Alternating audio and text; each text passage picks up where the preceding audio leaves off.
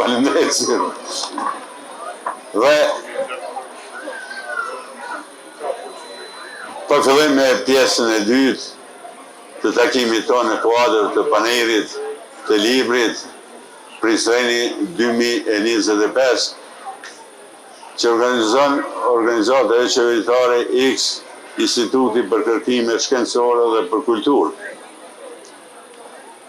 Kur fillon paneli,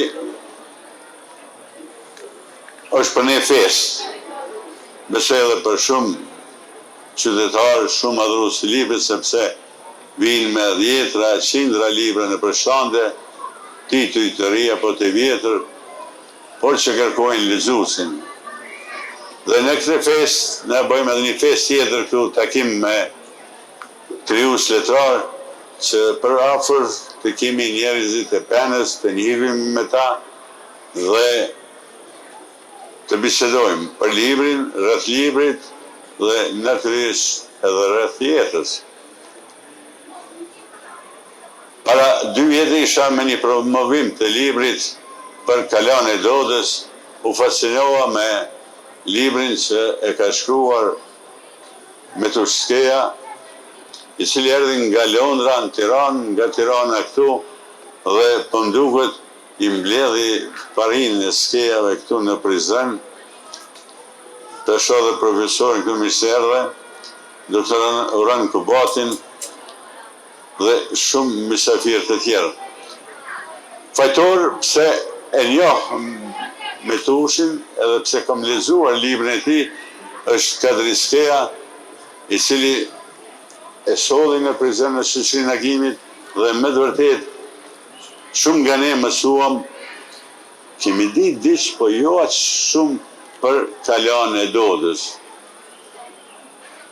Dhe Metushi me librin e tij të parë dhe me libra të tjerë na solli një kujtesë se çfarë ishte Kala dhe çfarë ishte ai popull që jetonte në atë Kala. Faleminderit. Mirë se erdhe në Prizren, Metush. Mirë ju gjitha. Unë falenderoj gjithë organizatorët e këtij takimi. Falenderoj sponsorizuesit e këtij takimi të bukur, e panairit të librit. Falenderoj dhe ju auditorin që jeni pjesëmarrës në këtë takim.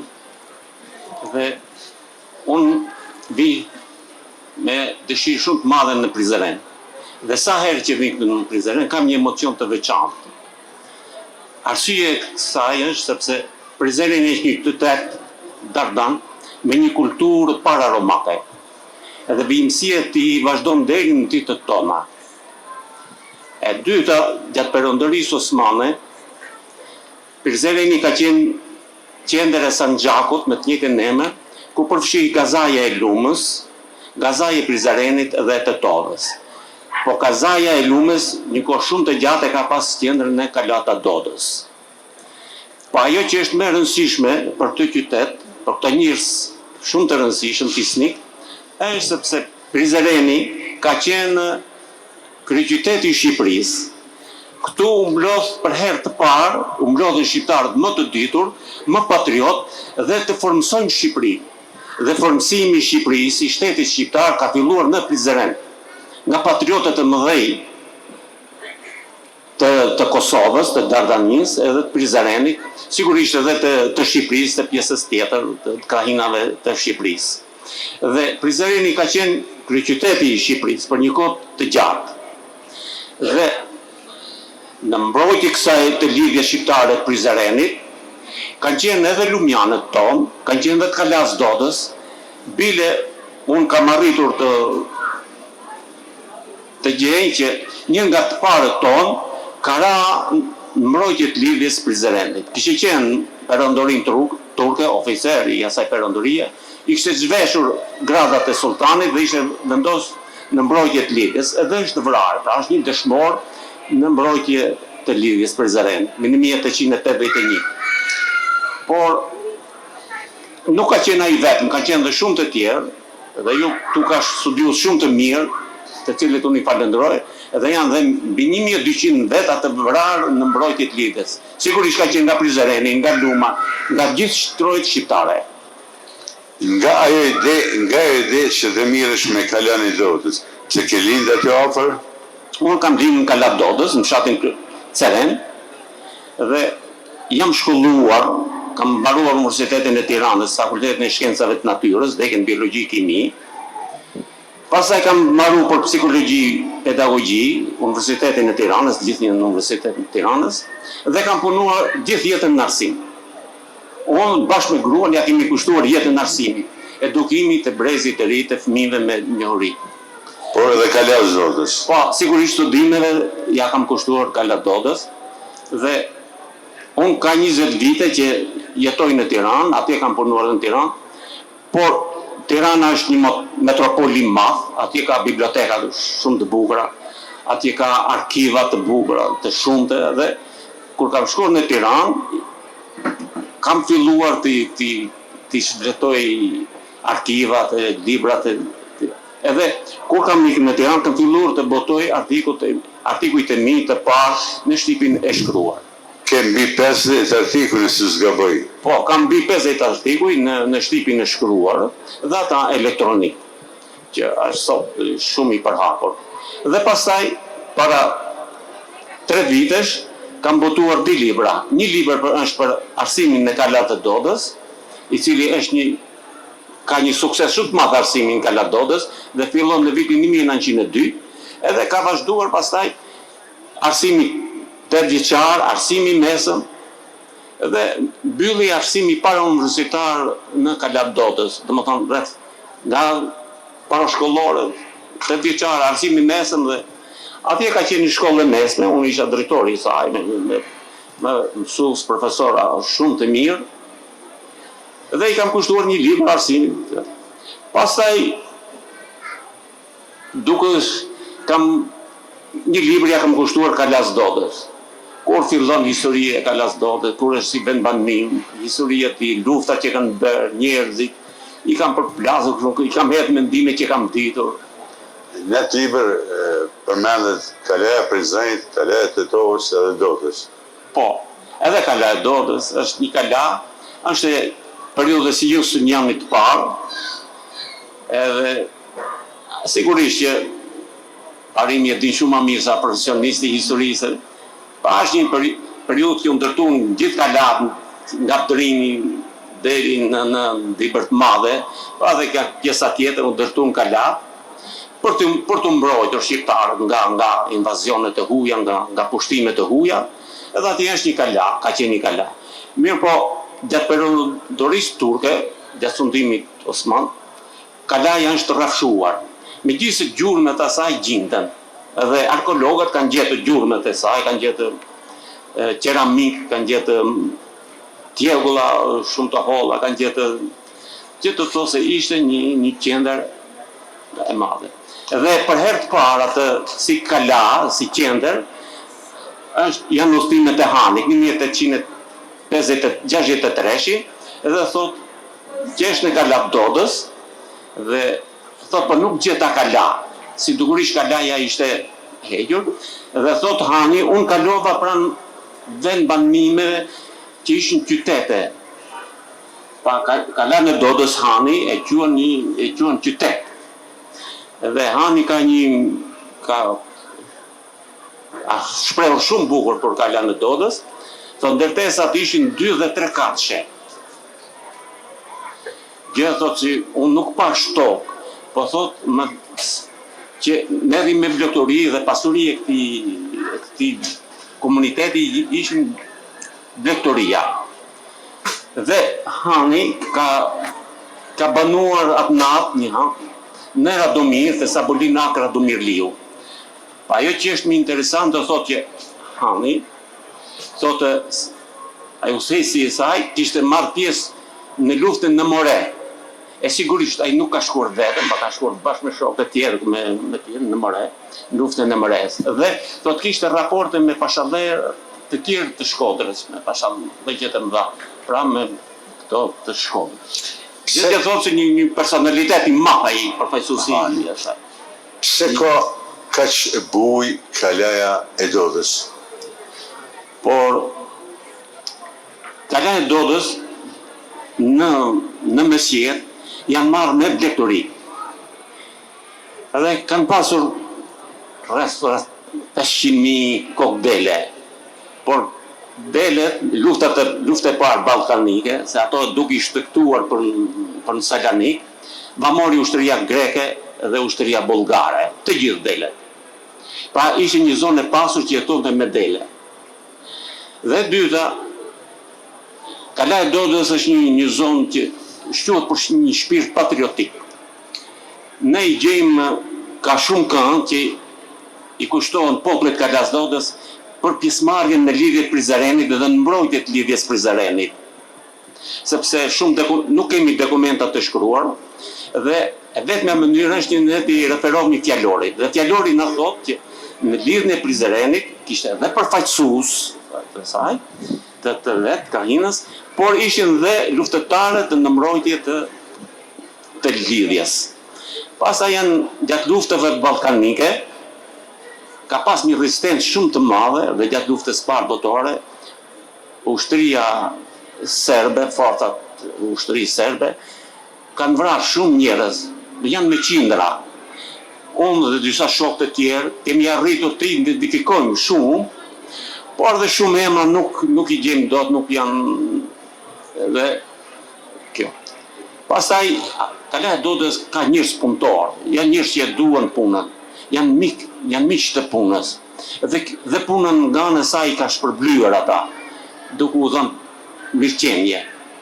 Edhe me këtë unë them që lidhet ajo kalaja e Dodës si emër që përmendet në historinë e zonës.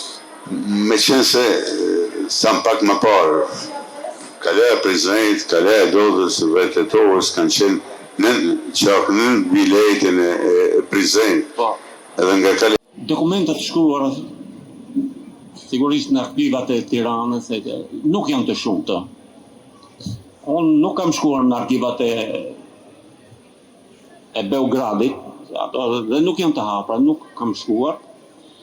Por nga ato nga njerëzit që kanë jetuar shumë kohë më gjatë, nga këngë, dhe shpeshherë unë i referohem dhe këngëve. Sepse folklori është një pjesë e jetës dhe është një pasqyrim estetik i jetës, i ngjarjeve, si atyre tragjike ashtu dhe të bukura, të jetës bukur, kështu që të lirizmave të saj. Kështu që është një ndihmë e madhe e folklorit.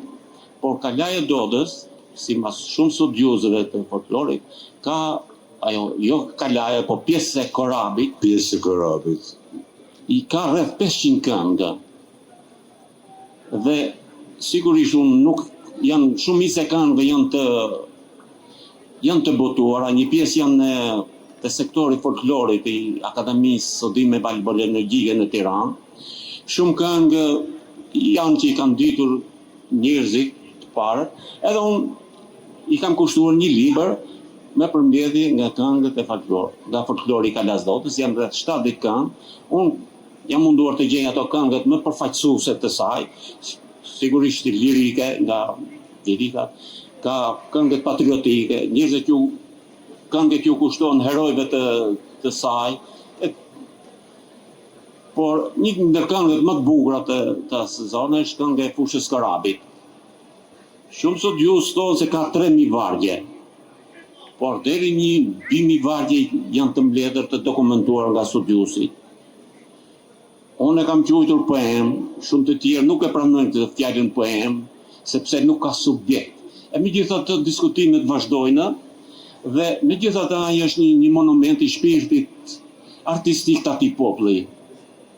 Edhe është një këngë që këndohet në gjithë trevat shqiptare, që nga Vlora, këndohet në Kosovë, këndohet në Tiranë, këndohet gjithkund ku janë shqiptarë, në Maqedoni, të shqiptarët e Maqedonisë Veriut, e gjithkund ku ka shqiptarë këndohen këto këngë. Kur jemi tek kalaja e Dodës dhe Luma, në kohën e komunizmit, diktaturës komuniste, duke se është ndarë, Po, sigurisht që në vitin 1952, diktatura shteti asaj kohë e ndau ka lënë Dodës në dy pjesë. Një pjesë e la me Kuksin, një pjesë e kaloi me Dibrën. Por ajo që duhet të nënvizoj për të Kalaja Dodës, Kalaja Dodës, ajo pjesa që unë kam banuar, ka qenë me Dibrën, kanë qenë belagjit të regjimit. Po, si kanë qenë, ato nuk i kanë zbatuar urdhnat siç thoshte diktatura, siç thoshte regjimi. Nuk e kanë zhvilluar luftën e klasave ashpër, siç thoshte diktatura, po shumë më bote. Edhe kjo tregon edhe për kulturën qytetare. Pavarësisht nga ajo që thuhi, ata e kanë shumë më butë, nga ato që qushin kulak të deklasuar. Kanë shkuar, kanë bërë miqësira, kanë shkuar për vaki, për dasma, i kanë uruar për fejesa, për martesa e tjerë. Por edhe një tjetër, Kalaja Dodës i ka bërë dhe një kashillik regjimit, të themon. Si që dini ju dhe si që dini dhe auditori, në 1967 regjimi komunist ndaloi fen në Shqipëri, i hoqi institucionet fetare, i largoi dhe ndaloi fen. E megjithatë në Kalaja Dodës ndjenja fetare nuk është hequr asnjëherë. Unë di që në Kalaja Dodës është mbajtur Ramazan rregullisht. Bile edhe në familjen time. Janë falë njerëzit rregullisht, edhe baba im është falur. Kanë falë njerëzit këto vi edhe në mënyrë të organizuar.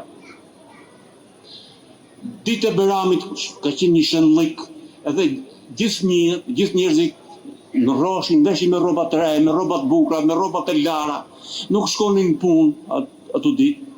Edhe kjo ka qenë një kashillik që i bënte Kalaja Dodës regjimi. Por do të them një tjetër, edhe regjimi kishte të format cemike të hakmarrjes. Dhe mënyra e hakmarrjes ishte sepse na ka dhënë një status të ulët neve, në institucione shtetërore. Nuk kemi pas shumë të larta. Tjetër, ajo shumë njerëz na i ka burgosur. Për të hakmarrë ndaj këtyre njerëzve në forma shumë cinike është. E megjithatë, ne ja kemi dalur që të mbijetojmë me dinjitet dhe fisnikëri. Keni mbijetuar dhe burrat e Kalajës Dodës, po themi Kalajës Dodës, jo vetëm një Kalaja Dodës, por gjithë luma. Po patjetër. Kanë marrë pjesë në shumë luftë. Kanë përjetuar shumë okupime dhe lufta të ndryshme. Dhe pos pushkës, trimërisë, flitet edhe janë dokumentet për arsimin për 1902-shit.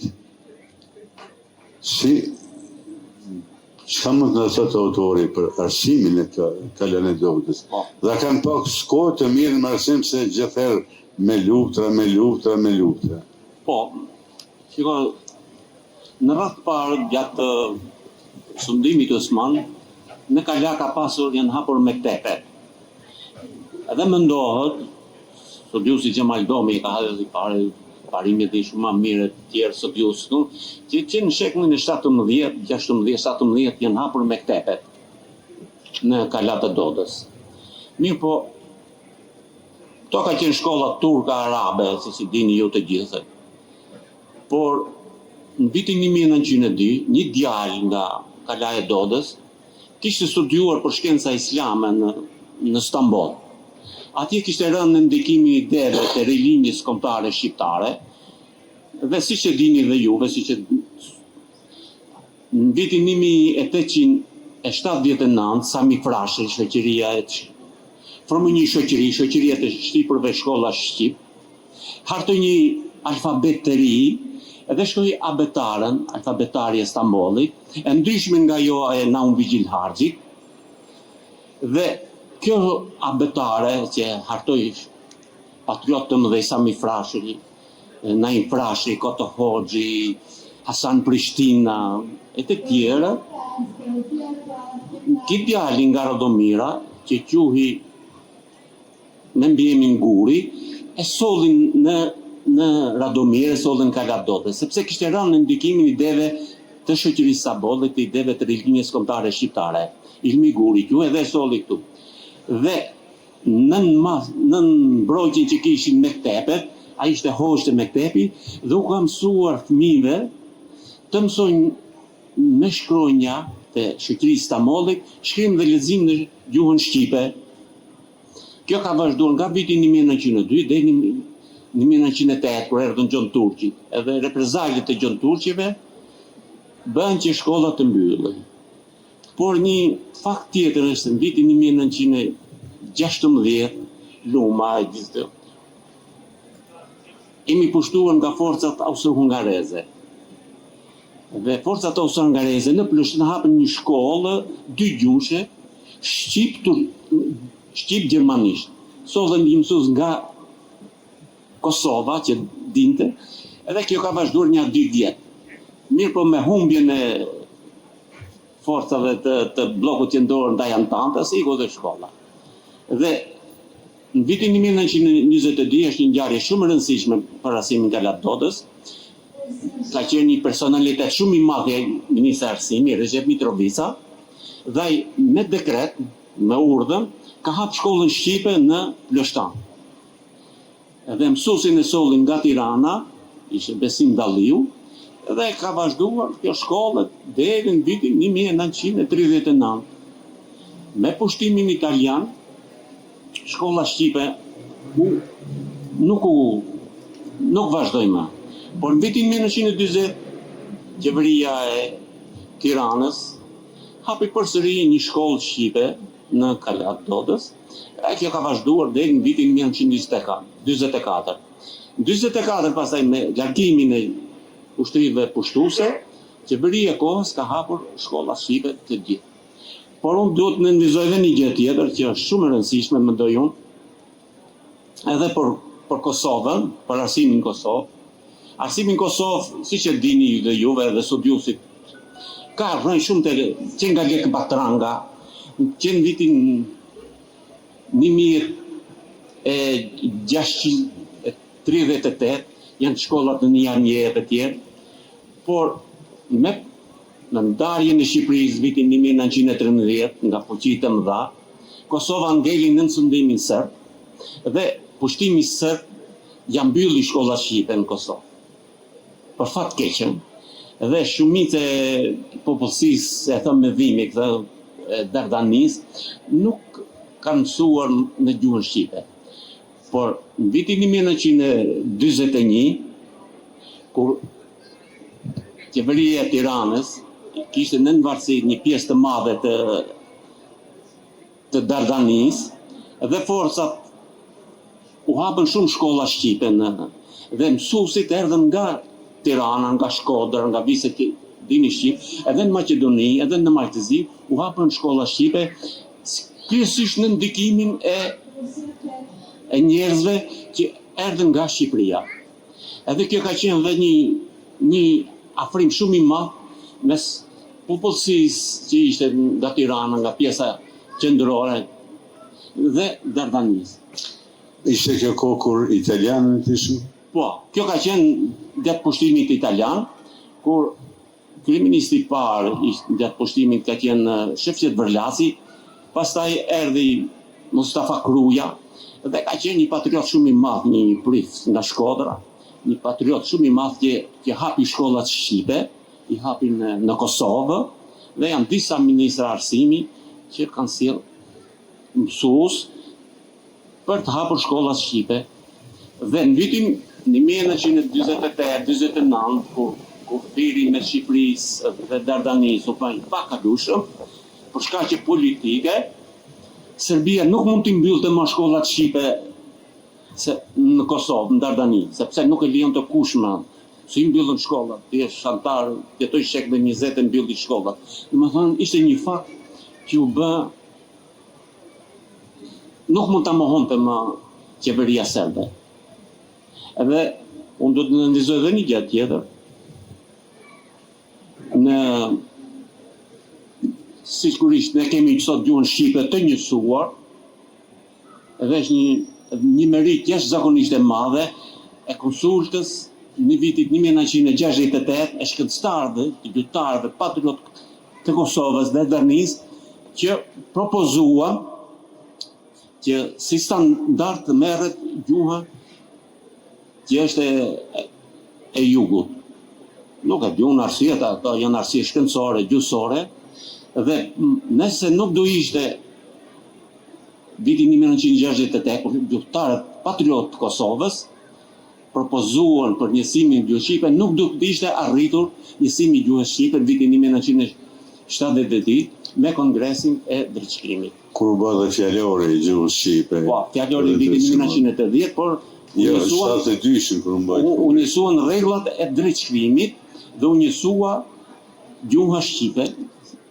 Të kthehemi në vitin 1902, në Kalan Dodës, kur filluan të themi hapat e para të mësimit gjuhës shqipe. A ishte e para në gjithë trojet shqiptare? Jo, nuk është në trojet shqiptare, po është për Kalan e Dodës, është për Lumën edhe për Dibrën e Poshtme, sepse Dibrë e Madhe, si themi Sherja, e kishin hapur 2 vjet mbas shkollës së Korçës, 1887, e kishin hapur në Dibrë të Madhe, sigurisht pa kohë, por ishte hapur. Dhe në vitin 1902, shkolla në Kalan Dodës është në shkollat e para, sepse në Lumë është hapur vitin 1911, në Kolasjan nga Spahia, nga Rizat Spahio, pastaj është hapur në Bice, e pastaj janë shumuar shkollat tjera, pastaj kemi shkollat shqipe në Dibrë të Poshtme, nga Peshkopije duke vazhduar deri në Dibrë të Poshtme, janë hapur shkollat shqipe. E sigurisht pastaj gjatë qeverisë nga 44 u shumuan shumë shkolla.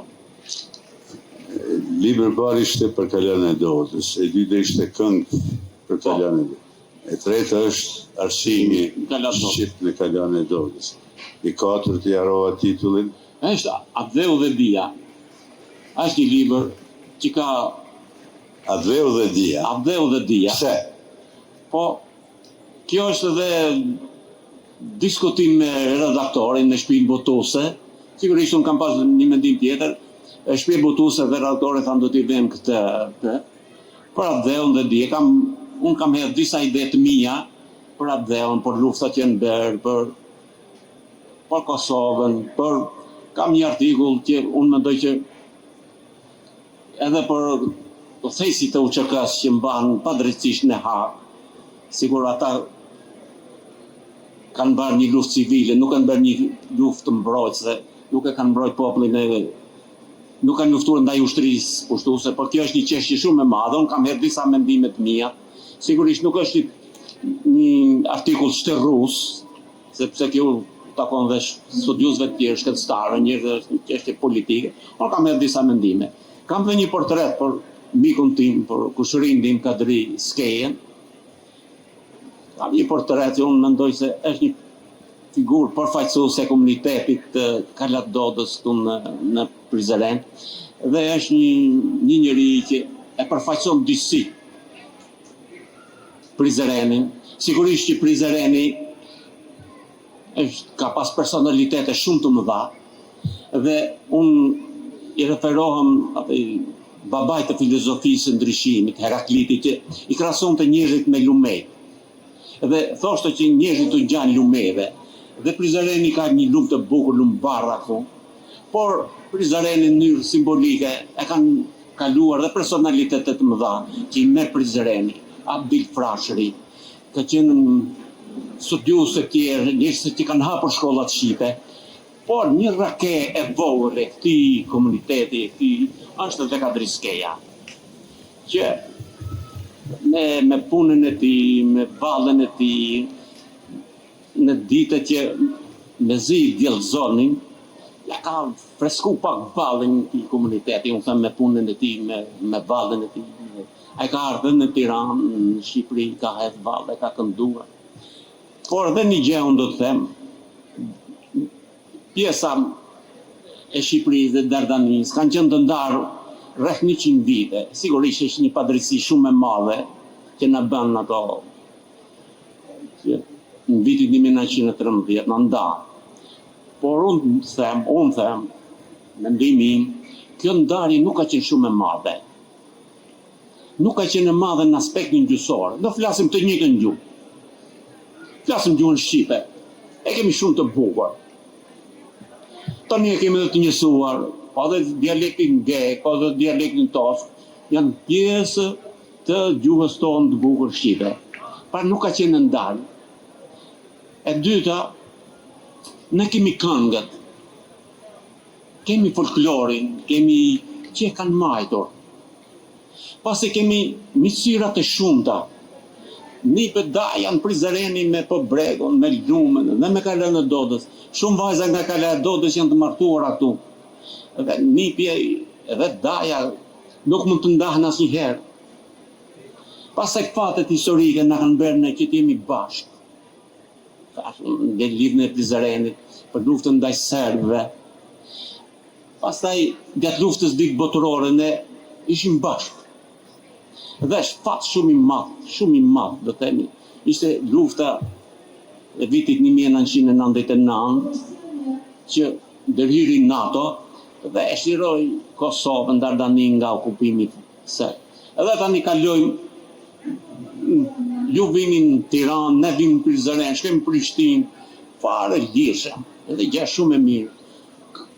Vim për panajre libri, vim për gëzime, për shëndllike, vini ju për plazhe, ne do të vim për gjëra, vim për gjëra tjera. Dhe jo, për plazhe kemi tepru pak. E kemi tepruar. Sajt është vetë. Por të kthehemi te bindja e lidhjeve janë të shumta. Janë Azeu dhe Dia si publicist. Letë edhe për luftën e Ushtrisë Shqiptare të Kosovës. Po tjetër, i kam kushtuar një. Qetë për trojet shqiptare. Të Azeu dhe Dia. Për shkak dikush thotë Azeu dhe pushka, bomba, aeroplani. Pse Dia? Por Azeu është digniteti që ka njeriu për vetveten, dashuria që ka për njerëzit e tija, për fëmijët e tij, për dashurit e tij, për tokën, për këngët, për legjendat, për të gjitha historinë e tij. Kishte Azeu. E fatkeqësisht Azeu janë shpeshherë ka pas drama. Të dhimbshme kanë qenë të drama. Dhe ne kemi lidhje të shumta në shqiptarët me Azeun. Por sot në shekullin e 21, Azeu nuk mjafton më ta mbrosh me pushkë, ta mbrosh me dije, me diplomaci, me forma të tjera të mbrojtjes që kërkon Azeu, sepse vetëm njerëzit e ditur, njerëzit të shkolluar, ato i dalën zot më mirë Azeu se unë sigurisht nuk e mohoj ato që bien për liri, për Azeun, japin jetën, ato janë shumë të respektuar dhe ata kanë respektin maksimal tonin, por Dia është ajo që do ta çojë përpara shoqërinë tonë shqiptare. Unë mendoj, do ta zhvillojnë shoqërinë tonë, do ta rëndisin në kombet e qytetëruara të Europës, në kombet e zhvilluara. Edhe me dinjitet Shqipëria dhe kombi do të integrohet në kombet gjermane në Europën e Bashkuar. Me dinjitet në vetë në gjithë kombet e qytetëruara të Europës perëndimore. Është interesant. Mendoja duke lexuar shumë artikuj këtu. Për shembull, familja Gjika kanë familju në Romaninë. Mos flasim për shqiptarët në Greqi. Ali Pashte Pelena i bashkëri 60 tokat në Shqipëri, nëse s'gaboj, mësë ma qitnish. Dhe në ato 60 toka ishte një fish kypte, ku edhe Butrus Gali ka qenë kypt, e s'na ka dosha shumë, dhe ju ka dhonë liri të madhe. Edhe shpesh në thomë, den baba den jenë Evropian. Mirë pa, për dregojmë në me vepër, pak ma pari përmanda ato balonat Young Evropian, sa e na 30 vjetë. Kjo është një diskutim akademik, intelektual që diskutimi mbi rrënjët tona, mbi lashësinë e popullit tonë, por siç kanë vërtetuar arkeologët, historianët, ato që merren me lashtësinë, ne shqiptarët jemi në popujt më të vjetër të Europës. Më të vjetër. Gjuha shqipe është sot gjuhës të mëdhej të gjuhës shqipe. E kanë vërtetuar me dokumenta, me mënyrë bindëse shkencore që gjuha shqipe, edhe Leibnizi ka qenë ai që ka thënë gjuha shqipe ishte në 10 gjuhët më të mëdha të Europës. Dhe shpeshherë unë i referohem edhe lashtësisë, ai shkrimi sigurisht ka lindur në lindje të mesme, por shkrimi literal ka ardhur në Iliri 10 shekuj para Krishtit. Dhe në Iliri është shkruar 10 shekuj para Krishtit. Kanë vërtetuar arkeologët që Napoleoni shekullin e 6 para Krishtit kishte një shkollë të mesme dhe shkruaj. Dhe bile në Napoleoni kanë ardhur dhe kanë funduar dhe perëndor romak. Pastaj qyteti Durrësit me qytetërim shumë të lashtë, qytetet e Apollonit dhe të tjera me lashtësi shumë të mëdha. Dhe ne, për sa i përket lashtësisë, renditi në popujt më të lashtë me histori shumë të lavdishme në kombet e Europës. Sigurisht pushtimi otoman ka qenë shumë i rëndë për neve. Ishte 500 vjeçar. Pastaj pushtimi serb ka qenë pushtimet bizantine dhe ne kemi qenë për fatin tonë të keq, popull që na kanë sunduar shumë shekuj popujt e tjerë. Dhe nuk e kemi pasur atë zhvillim që kishim në lehtësi, atë shkëlqim që kemi patur. Por, unë mendoj se shekulli 21 ka ardhur për shqiptarët dhe për shqiptarët. Po kombi shqiptar, por i lind, si me thamë. Është një mrekulli që ne kemi 2 shtete shqiptare. Shtetin e shqiptar që njihet, që nga vitin 1920 në lidhjet kombe bashkë i njohur botërisht, dhe shtetin e Kosovës. Edhe ky shtet njihet nga në shumë se 100 vendet të Europës e botës. Edhe unë kam bindjen e plot se edhe shteti i Kosovës do të njihet, nuk e bë, do të njihet atje si thonë ata në kopsht, atje ku është OKB-ja në Europën e Bashkuar. Dhe fat shumë i madh që kemi 2 shtete shqiptare. Unë nuk jam profet që të parashikoj se do të ndodhin takna, do të shkrihen do 2 shteta, do të jetojmë si 2 shtete, 2 realitete, 2 shtete. Jo është çështje tjetër. Por është sukses i jashtëzakonshëm që në vitin 1999 u përdor forca e NATO-s për ndërhyrje ushtarake humanitare dhe deboj ushtërinë serbe njëherë për gjithmonë sundimin serb nga Kosova, nga Dardania, nga trojet tona. Këtu tregon se trima ta të ushtrisë shqiptare të Kosovës, natyrisht mendimin e NATO-s ja kthyen tytës një shteti që ka qenë ndoshta pozitin e 4 në Evropë për fuqinë ushtarake. Serbisë, Jugosllavisë. Unë kisha pas dëshirë, e përmendi shumë Kadricke, ndoshta s'ka pas lemza apo s'ka problem me shëndet. Kadricke një bardi i kulturës Prizrenit, i shoqërisë kulturë artistike Agimi, i cili 700 vjetë, më fali, përja keni 70 vjetë, nuk e të prova shumë. Ishin fryma, folklori, muzika dhe forca motorike e një shoqërie të parë në ish Jugosllavi, si që ishte shoqëria kulturë artistike Agimi.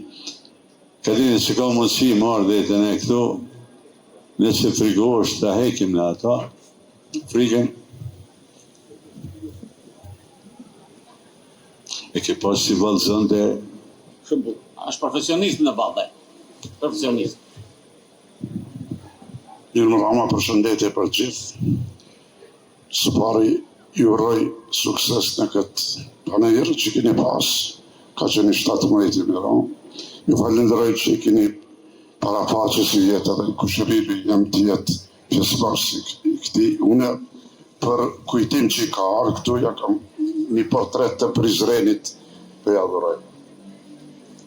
Qile. Kush e qele mërë me veti? Jo, ambalazhën e merë ti, a e merë ato.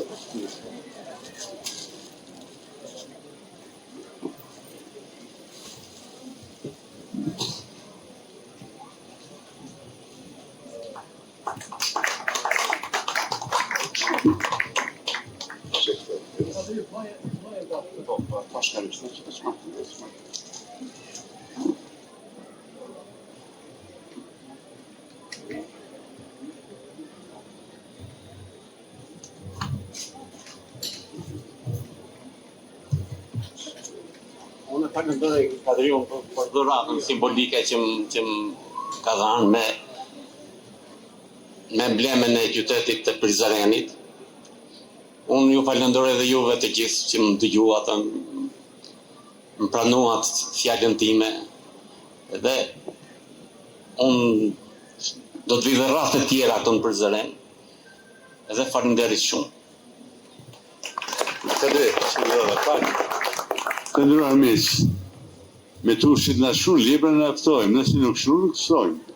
Po patjetër, besoj edhe në të ardhmen do të shkruaj edhe librat e tjerë. Do kem kohë atje, se jam pensionist tani dhe do kem mundësi të shkruaj edhe librat e tjerë. Faleminderit dhe rrofsh. Dhe me tushtin, publicistin, njeriu i cili kur kontaktu ishte në Londër, tha do të fluturoj drejt në Prizren, thash mos fluturo, hajde me aeroplan se nëse fluturon s'arrin kur. Dhe erdhën në Tiranë, pastaj prej Tiranës në Prizren. Po, erdhën, unë isha në Londër me një vizë turistike, erdhën në Tiranë dhe sot kemi udhëtuar nga Tirana në Prizren. Rruga shumë e bukur, ne vim me kënaqësi në Prizren. Edhe ju vini në Tiranë, vini në Vlorë, po ajo që më bën përshtypje këtu në gjatë subimit serb, kur ne ishim të ndarë, shumë vajza, shumë djem, kanë emrat e bukur Vlorë, Berat, Saranda, domethënë për ta kompensuar atë ndarje që kishim. Edhe kjo është e lidhur me ndjenjen kombëtare, me ndjenjen nacionale të popullit të Dardanisë. Dhe unë e para pa që ditari bashkë me mu të mbyllim, po për momentin ditari është pak larg, një 10 metra, urdhëna ditar, të mbyllim bashkë e fillum. Tash, këte panel të 17-in me radhë që organizata e qeveritare X, Instituti për Kërkime Shkencore dhe Kulturë, ne dim se që organizohet kjo çfarë heqim, mi bin njerëzit që të na përkrajnë materialisht, na përkrajnë edhe moralisht. Dhe po organizoj. Ditari është doktor i shkencave juridike. Kushtetuta është akti më i lartë juridikisht. Për dikën, jo për gjithë. Nuk thash për ne, i përgjithësi thash. Jo nuk është, jo. Tena është pikërisht e ngurtë, po të kishen si lastik, do të kishin gjetë rrugdalje. Kjo blokadë në Kosovë pikërisht e dëshmoj që s'është si lastik.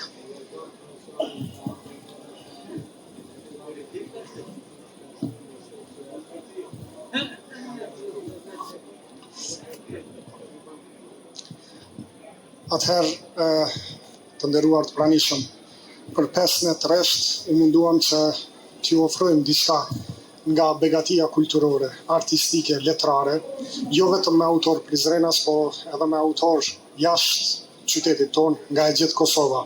Na erdhën, na nderuan ata neve në Prizren, ne u munduam me takatin tonë t'i mirëpresim. Shpresoj t'ju kemi lënë për shtypje të mirë edhe mysafirëve tanë, po edhe juve auditorit të mrekullueshëm që ishit gjatë këtyre netëve bashkë me ne.